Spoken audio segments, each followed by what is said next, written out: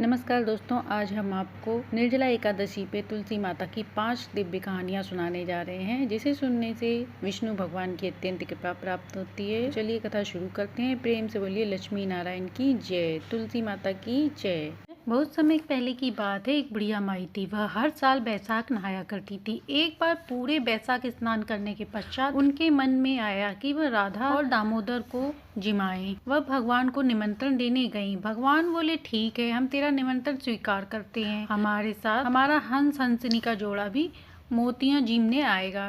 बुढ़िया माई बोली, ठीक है। वह राजा से एक कटोरी मोती ले आई और घर आकर उनको भोजन कराया। प्रसन्न होकर भगवान ने उससे कुछ मांगने को कहा। बुढ़िया माई बोली, और तो मेरे पास सब कुछ है, पर मुझे राजा के मोती लौटाने हैं, वही दे दो। भगवान ने उसके आंगन में तुलसी का पेड़ लगा दिया और कहा, इसमें एक एक कटोरा मोती तोड़कर राजा को दे आना। अब बुढ़िया माई ने वैसा ही किया। वह एक कटोरा मोती लेकर राजा के महल में गई, पर वहाँ राजा तो था नहीं। रानी बोली, एक कोने में ढेर करके जाओ। बुढ़िया माई ढेर करके चली गई। जब राजा आया, उसने मोती देखा। रानी पूछा, ये मोती कहाँ से आए? रानी ने सारी बात बता दी। राजा ने उस बुढ़िया माई को अपने महल में बुलवाया और पूछा कि इसके पास इतनी कीमती मोती कहाँ से आए। तब राजा को बुढ़िया ने उस तुलसी वृक्ष का सारा वृत्तांत सुनाया। सारी बात सुनकर राजा ने अपने सैनिक भेजकर उस वृक्ष को उखड़वाकर अपने महल में लगवाने के लिए कहा, परंतु राजा के आंगन में लगते ही पेड़ सूखकर बिल्कुल मुरझा गया। रात को स्वप्न में भगवान ने राजा को चेतावनी दी कि वह पेड़ मैंने बुढ़िया माई के सत्कर्मों से प्रसन्न होकर उसे दिया है, तुम इसे उसको लौटा दो, नहीं तो मैं तुम्हारा विनाश कर दूंगा। अगले दिन राजा ने स्वयं अपने हाथ से उस वृक्ष को बुढ़िया माई के आंगन में लगा दिया। पेड़ पुनः हरा भरा हो गया। यह देखकर बुढ़िया माई अत्यंत प्रसन्न हुई और फिर से उसमें जल से सींचने लगी, जिससे विष्णु भगवान अत्यंत प्रसन्न हुए। हे विष्णु भगवान, जैसे आप बुढ़िया माई पर प्रसन्न हुए, ऐसे ही अपनी कहानी कहते सुनते हुकारा बढ़ते सब पे प्रसन्न हो। तो प्रेम से बोलिए विष्णु भगवान तुलसी माता की जय। भगवती तुलसी मूल प्रकृति की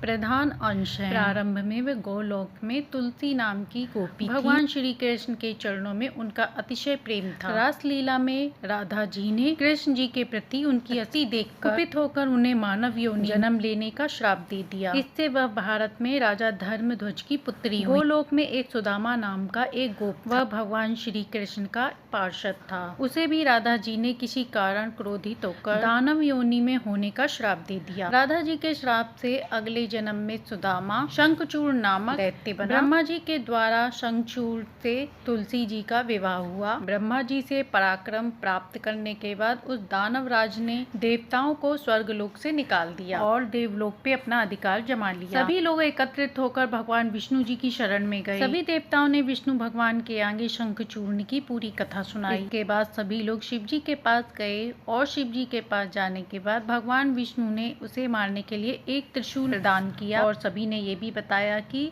तुलसी का सतीत्व भंग होने पर उसकी शक्ति भंग हो जाएगी। इसका भी आश्वासन भगवान विष्णु ने देवताओं को दिया। अपने छल के द्वारा भगवान विष्णु ने तुलसी का सतीत्व भंग किया। उधर भगवान शंकर ने त्रिशूल द्वारा शंखचूर्ण का वध कर दिया। पतिव्रता तुलसी को जब यह बात पता चली तो वह बहुत क्रोधित हुई। उसने भगवान को पत्थर होने का श्राप दे दिया। तुलसी की ऐसी अवस्था देखकर उसे समझाते हुए भगवान ने कहा, हे प्रिय, तुमने मेरे लिए बहुत समय तक तपस्या की थी, साथ ही इस शंखचूर्ण ने भी तुम्हारे लिए बहुत दिनों तक तपस्या की। तुम्हें पत्नी रूप में पाने के बाद अंत में वह गोलोक में चला गया। अब मैं तुम्हें तुम्हारी तपस्या का फल प्रदान करना उचित समझता हूँ। तुम्हारा यह शरीर गंडकी नदी के रूप में प्रसिद्ध होगा और तुम्हारा ये शरीर एक वृक्ष के रूप में प्रकट होगा, जो तुलसी नाम से प्रसिद्ध होगा। देव पूजन में प्रयोग होने वाले तुलसी पत्र की प्रधानता होगी। सभी लोकों में निरंतर तुम मेरे सानिध्य में रहोगे। मैं भी तुम्हारे श्राप से पत्थर बनकर गंडकी नदी में उत्पन्न हूँ। चारों वेदों के पढ़ने व तपस्या करने से जो पुण्य प्राप्त वह पुण्य शालिग्राम शिला के पूजन से पूर्ण हो जाएगा। उसी समय वृंदा के शरीर से गंडकी नदी उत्पन्न हुई और श्री हरि उसी के तट पर मनुष्यों के लिए पुण्य प्रदान करने वाले शालिग्राम बन गए। ब्रह्मा जी कहते हैं, यदि तुलसी के आधे पत्ते से भी भक्ति पूर्वक श्री हरि की पूजा की जाए तो वे आकर स्वयं दर्शन देते हैं। अपनी लगाई हुई तुलसी जितना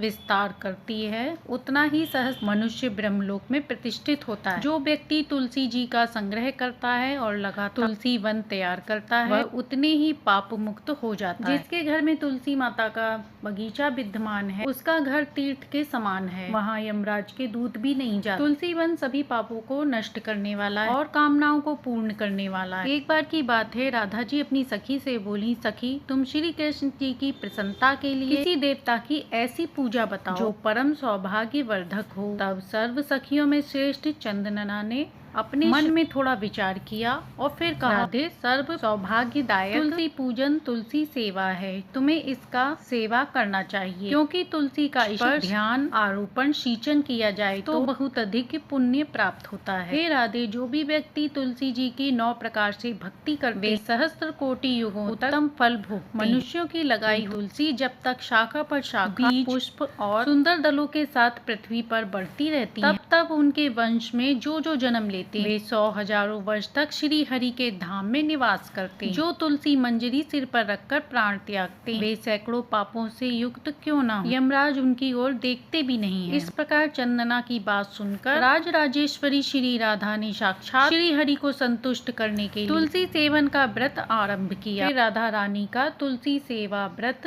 केतकी वन 100 हाथ गोलाकर भूमि पर बहुत ऊंचा और अत्यंत मनोहर श्री तुलसी जी का मंदिर बनवाया, जिसकी दीवार सोने से जड़ी और किनारे किनारे मणि लगी। वहाँ सुंदर सुंदर हीरे मोती पन्ने लगे हुए थे और उसके चारों ओर परिक्रमा के लिए गली बनाई गई थी, जिसकी भूमि चिंतामणि से मड़ी हुई थी। तुलसी जी के मंदिर के मध्य भाग में ऐसे मंदिर में हरे फलों से सुशोभित श्री तुलसी जी की स्थापना करके राधा रानी ने अभिजीत मुहूर्त की सेवा पूजा आरंभ कर श्री राधा जी ने अश्विनी पूर्णिमा से लेकर चैत्र पूर्णिमा तक तुलसी सेवन व्रत का अनुष्ठान व्रत आरंभ करके उन्होंने पृथक पृथक रस से तुलसी जी को सींचा। कार्तिक में कच्चे दूध से, मार्गशीर्ष मास में ईख के रस से, पौष मास में द्राक्षा के रस से, पौष मास में 12मासी आम के रस से, फागुन मास में अनेक वस्तुओं से और चैत मास में मिश्री के रस से सींचन किया और वैशाख कृष्ण पक्ष की प्रतिपदा के दिन उद्यापन का उत्सव किया। उन्होंने 2 लाख ब्राह्मणों को 56 भोग कराए,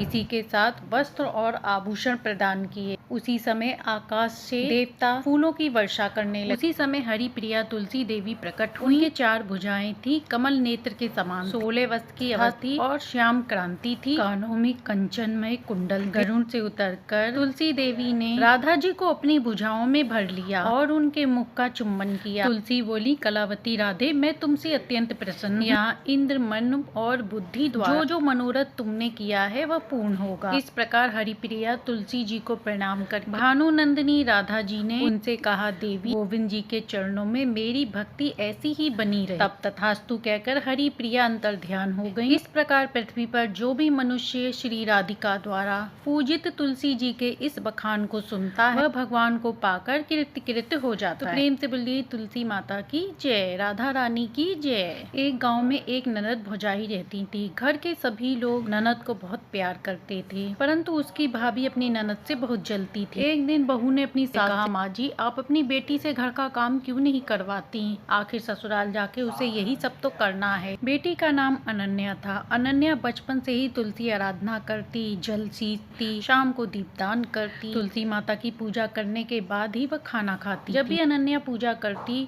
तो तुलसी माता से प्रार्थना करती, सोने का लोटा और लड्डुओं का थाल दो। जैसे ही वह प्रार्थना करती, सोने का लोटा और लड्डुओं का थाल उसके सामने आ जाता। वह उसे ले जाकर अपनी माँ को दे देती थी। ऐसा ही वह हमेशा करती थी और उसी से उसके घर का गुजारा चल रहा था। धीरे धीरे अनन्या बड़ी होने लगी। एक दिन उसकी माँ ने अपने बेटे से कहा कि बेटा, अनन्या बड़ी हो गई है, अब उसके लिए योग्य वर की तलाश करो। तब उसकी भाभी बोली कि मेरे जान पहचान में एक लड़का है, अनन्या की शादी उसके साथ कर दिया जाए, वो बहुत अच्छा है। वो लोग बहुत गरीब थे। ये बात छुपाकर भाभी ने शादी करवा दी। विवाह होने के बाद अनन्या अपने ससुराल गई और उसका नियम वैसे ही था। उसने ससुराल में पहले दिन ही अपनी सास से कह दिया कि माँ जी मैं तुलसी पूजन करके ही भोजन ग्रहण करती हूँ। तब उसकी सास ने कहा कि हमारे यहाँ तो तुलसी का पौधा नहीं है, तुम अपनी नंद को ले जाओ, अब पड़ोस में तुलसी का पौधा है, वहाँ पूजन करके आ जाओ। अब अनन्या अपनी नंद को लेकर तुलसी जी के पूजन करने पड़ोस के यहाँ गई। वहाँ पर भी उसने वैसे ही पूजन पूजन किया और सोने का लोटा और लड्डुओं का थाल मांगा। वैसे ही उसके सामने सोने का लोटा और लड्डुओं का थाल आ गया। उसने वह सोने का लोटा और लड्डुओं का थाल अपनी पड़ोसन को देकर पैर छू लिया। उसकी पड़ोसन ये देखकर बहुत खुश हुई और उसने कहा कल फिर आना। जब अनन्या घर आई तो उसकी नंद सारी बात अपनी माँ बताई। जब माँ को पता चला तो ये बात उसे बड़ी खराब लगी। अगले दिन अनन्या फिर से जाने लगी तो उसकी सास ने कहा कोई पूजा वूजा करने जाने की जरूरत नहीं है, घर का काम करो। अब वह उदास होकर घर का काम करने लगी क्योंकि उसका नियम था कि तुलसी सींचने के बाद ही वह कुछ ग्रहण करती थी। जब उसने तुलसी सींची ही नहीं थी तो वो भोजन भी नहीं कर पाई। ऐसा करते करते उसे 2-3 दिन हो गया और वह भूखी प्यासी ही रही।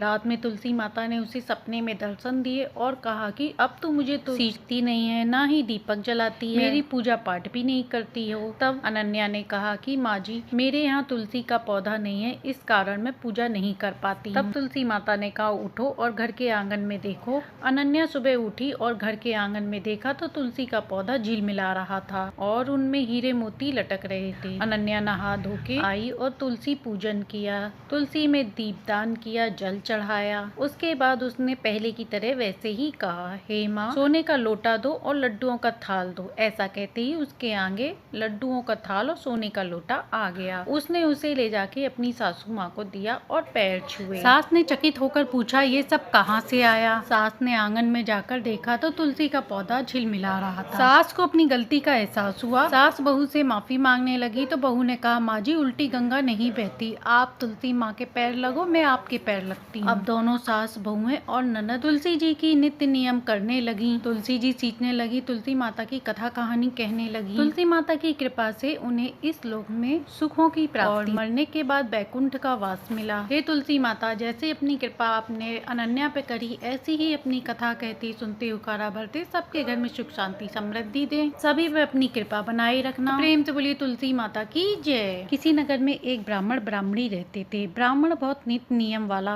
आदमी था, वह पूजा पाठ भी बहुत करता था। जब बैसाख का महीना आया तो वह नदी में नहाने जाता, पीपल को सींचता, ये उसका रोज का नियम था। एक दिन वह स्नान करके जाने लगा तो पीछे से किसी ने आवाज बाबा मैं भी आऊं। ब्राह्मण ने पीछे मुड़कर देखा तो कोई नहीं दिखाई दिया। जब वह आगे चला तो फिर से आवाज आई बाबा मैं भी चलूं। ब्राह्मण सोचने लगा कोई दिखाई तो नहीं दे रहा, बुला कौन रहा है। ब्राह्मण ने कहा भूत प्रेत हो तो मत आना, कोई देव हो तो आ जाना। इतने में एक छोटी कन्या आई और वह बोली बाबा मैं आपके घर आऊंगी। ब्राह्मण ने उसे अपनी उंगली पकड़ाई और घर लेकर आ गया। घर आने पर उसकी स्त्री बोली ये कन्या किसकी है। वह कन्या बोली माँ मैं तेरी पुत्री हूँ। तब ब्राह्मण ने ब्राह्मणी को सारी बात बता दी। उनके कोई संतान नहीं थी इसलिए उन्होंने उसे बेटी कह के पुकारा। वो दोनों बहुत खुश हुए और सोचने लगे कि इसका क्या नाम रखा जाए। ब्राह्मण बोला इसका नाम तुलसी रख देते हैं, यह हमारे आंगन की तुलसी है। अब तुलसी धीरे धीरे बड़ी होने लगी और खेलने कूदने लगी। ब्राह्मण ब्राह्मणी भी उसे बड़ा प्रेम करते थे। जब बड़ी हुई वह तो उसके विवाह की चिंता होने लगी दोनों को। तब तुलसी ने कहा कि मेरी चिंता आप मत करो, मुझे तो स्वयं भगवान श्री हरि लेने आएंगे। कार्तिक शुक्ल पक्ष की एकादशी के दिन तुलसी जी का शालिग्राम के साथ विवाह हो गया। जब तुलसी जाने लगी तो उनके माता पिता रोने लगे। वह कहने लगे बेटी हम तुम्हें कहाँ लेने आएंगे। तुलसी ने कहा माता पिता जी आप मेरी चिंता मत करना, मेरा ससुराल द्वारिका धाम है, आप मुझे जब याद करोगे तो मैं आ जाऊंगी। आप अपने आंगन में तुलसी लगाना, उससे आपको शांति मिलेगी। आप तुलसी को सदा हरा भरा रखना, उसकी पूजा अर्चना करते रहना। इतना कहकर तुलसी जी विदा हो गयी। ब्राह्मण और ब्राह्मणी अपने आंगन की तुलसी जी की पूजा करने लगे। कुछ दिनों के बाद ब्राह्मण और ब्राह्मणी की मृत्यु हो गई। उन्हें लेने विष्णु लोक का विमान आया और वो दोनों उस विमान में बैठकर बैकुंठ धाम को चले गए। हे तुलसी माता जैसे आपने ब्राह्मण और ब्राह्मणी पर अपनी कृपा करी ऐसे ही अपनी कहानी कहती सुनते हुकारा भरते सबके घर में सुख शांति समृद्धि देना। तो ये थी निर्जला एकादशी पे सुनी जाने वाली संपूर्ण तुलसी माता की 5 कहानियाँ, जिसे सुनने से विष्णु भगवान की असीम कृपा प्राप्त होती है। कहानी अच्छी लगी हो तो लाइक शेयर सब्सक्राइब करें।